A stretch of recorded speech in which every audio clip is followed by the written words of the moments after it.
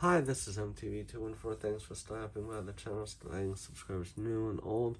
I just finished this book, Mortem by Patricia Cornwell tonight. It's sort of like crime scene investigation, like the shows Bones or NCIS, Law and Order Special Victims Unit, to name a few. So, in it, it's about a doctor, and she's like the medical examiner for like people getting murdered and dying from different ways. And this takes place in Virginia. Her name is Dr. Scapetta. She's Italian. I think she's a little has some English in there too, if I remember correctly. But it's about her and that, like, she has to help solve these cases and like how these people were killed. And there's been a string of murders of like women that they were like, have no connection with each other seemingly, and they're all like killed the same way, that like tied up and raped and then murdered. Very sad, very shocking. And she gets scared with the most recent one because that one is a doctor like her, and she might have met this person in the same, like, hospital that she's at, possibly. So it's like, it could have been her. But she tries to find out about, like, what happened with the person who's working with the police. The officer in charge is Marino, and that they're working together and with others to try and figure out about like these murders and if there's some sort of connection between them. One bit of evidence is that there's some like stuff on their body that they like find that's like lit up when they do tests, like a laser. So it takes place, basically, I'm pretty sure this was written in the 90s, because like computers are not as advanced as today, and with different things that they have, like a pager, different things. It's not 2025, this book. It seems really from the 90s. But and saying like how DNA is something sort of new to use to test, and like waiting on the results about that. And it said about like secreta, which I'm not exactly sure what that means. I think it's like something with like sexuality. Um, but like, because the women were like raped and murdered, which is very terrible. And she's trying to help figure out. And one thing that's common between these women is that there's some sort of like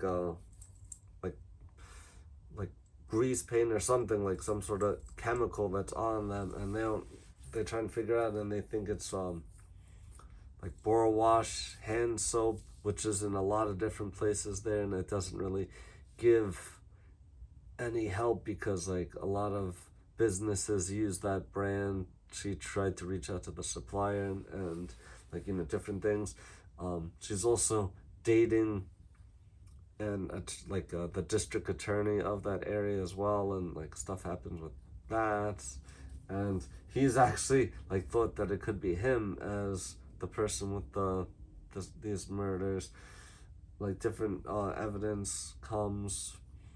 There's a few other main characters. Abby, who's a news reporter and like on this case, and like gets leaked information, and like, who's the one leaking this information out to the news media about what's going on. And like, she and the police and others have to like not really say much information about it, but it's getting out somehow. And then she finds out that someone will like, was able to log into the computers at her job, and like says about a modem and stuff, and that there's a way that she can check her work stuff at her home computer.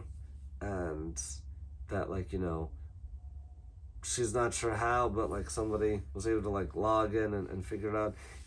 um and another part of that is her niece Lucy is visiting her, and is like a computer whiz, and actually like figures out how to do that, but like, wasn't doing it to be like a pain or to like mess anything up, was just curious.